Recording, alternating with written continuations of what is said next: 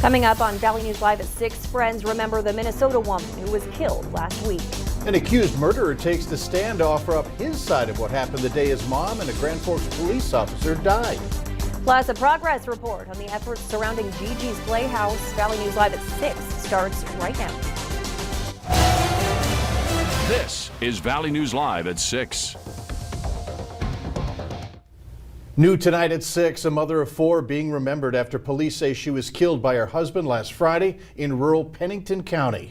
The hunt is still on for that man, with the U.S. Marshal's Office deeming 44-year-old Eric Reinbold armed and dangerous. They're offering a $10,000 reward for information leading to his arrest. Reinbold has been named the primary suspect in the slaying of his wife, Lizette Reinbold.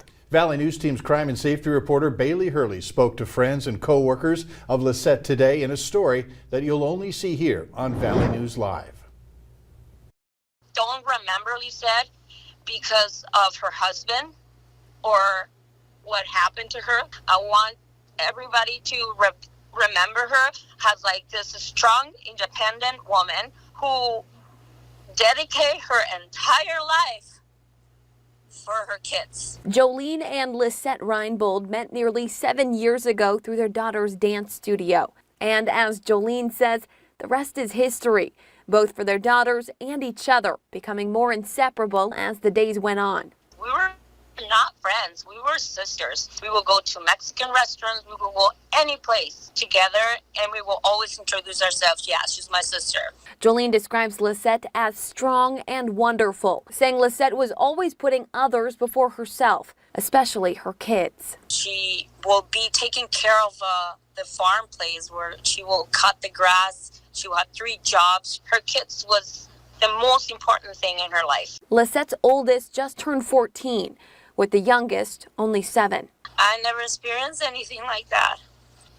It was pretty bad because I didn't want to believe that. Jolene says while she understands many are angry and sad over the sudden loss of Lizette, what's important now is to try to remember and to try to emulate the good that Lizette was and brought to the world. In Pennington County, Bailey Hurley, Valley News Live. Funeral arrangements have not been announced for Lizette. And again, if you have any information on Eric Reinbold's whereabouts, you are urged not to approach him. Instead, call the number on your screen immediately. That is 218-681-6161. A man charged with killing his mother and Officer Cody Hulty during a shootout with law enforcement told a jury today he didn't mean to kill anyone. 42-year-old Solomon Pendleton faces 2 counts of murder for the deaths of Lola Moore and Officer Hulty.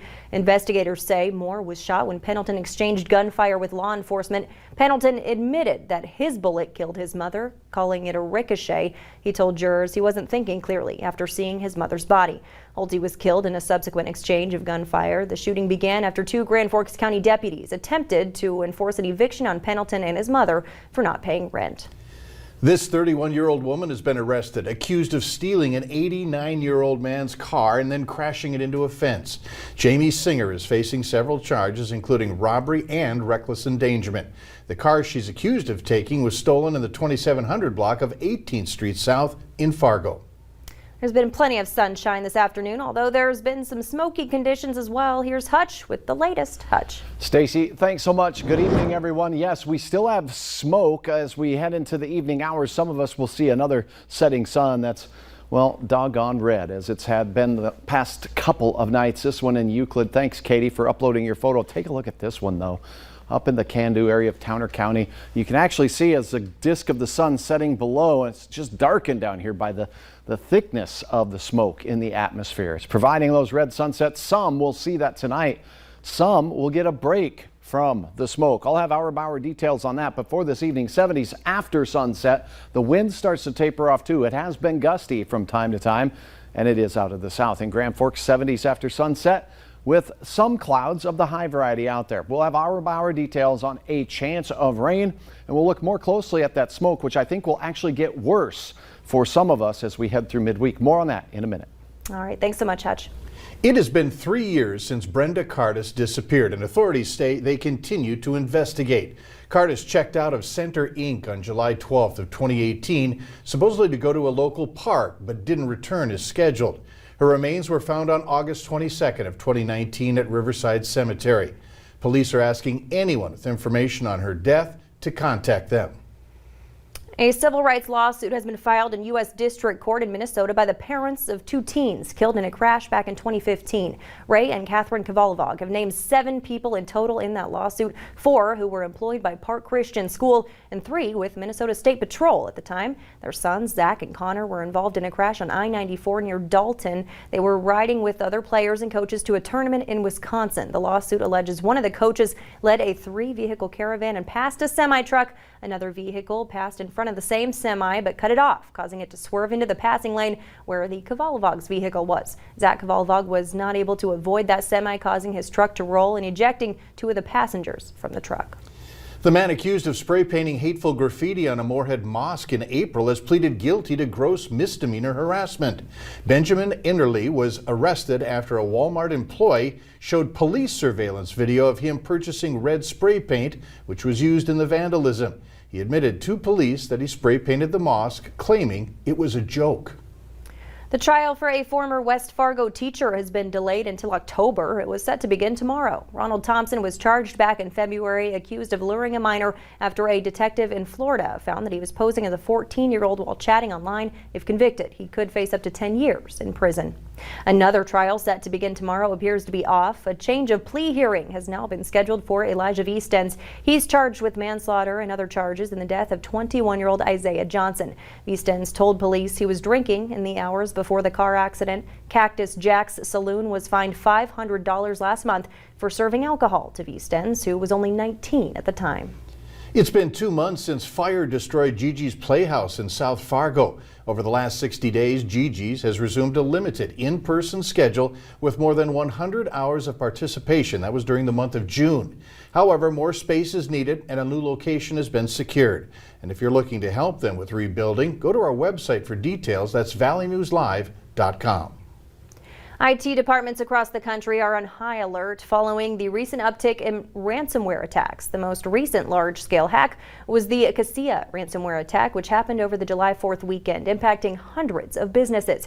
With more and more information and communication going virtual, experts say this has made the opportune environment for hackers. However, if the state of North Dakota's system does experience an attack, all is not lost. The state has invested in programs to perform backups, allowing data to be restored up to a few hours before the attack occurred. We can actually just go to yesterday's data, repopulate all the information from up to a few hours ago, and the only damage is, hey, we maybe don't have the transactions from like the last hour or 2 hours. If you want to learn more about the cybersecurity of the networks you use, both at home or at work, just head over to our website, valleynewslive.com. In 2019, over 80% of North Dakota babies started out breastfeeding. According to the CDC, that rate decreases significantly after their mothers return to work. And that's why the health department is encouraging businesses to earn an infant-friendly workplace designation. It's awarded to companies that have adopted breastfeeding support policies. These guidelines include having a clean private room for milk expression and policies that include adequate break times and available resources for clean water and breast milk storage. There's been reports that show that employees who have this have increased workplace satisfaction. They feel well supported. So it's really a win-win for employee and for the employer. There is funding available. It's through the health department, and you can find a link by going to our website at valleynewslive.com. What's next for Grand Forks schools after voters shot down the district's proposal for upgrades and a consolidation last month? That's what they're trying to determine right now. The school board meeting just got underway. There's a live look. They're discussing the next steps. The Finance Committee is recommending another vote as early as September. More details on that tonight on Valley News Live at 9 and 10. Later on Valley News Live at 6, this is no time to let your guard down. Ways to keep your personal accounts secure and hacker-free. Temperatures on this Monday were warm. We're seasonable in many locations, but hot out in Jamestown. A 90-degree sizzler there. Coming up, we'll talk about that smoke forecast. It's coming and going in the forecast, and a chance of rain as well. Details right after.